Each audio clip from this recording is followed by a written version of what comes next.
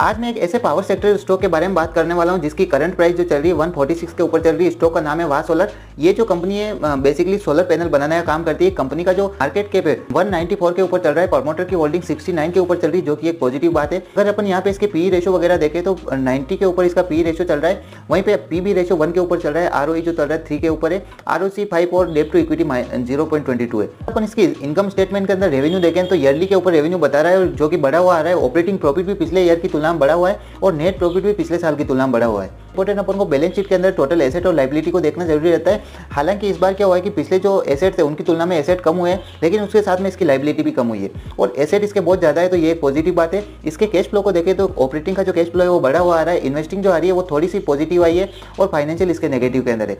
अपन इसके अगर चार्ट को देखें तो बेसिकली 200 से ऊपर का इसने हाई लगाया है, बाद में स्टॉक नीचे आ रहा है लगातार। मेरी राय ये रहेगी कि स्टॉक की प्राइस 120 से 130 के बीच में रहती है तो आप इस स्टॉक के ऊपर नजर बना के रख सकते हैं।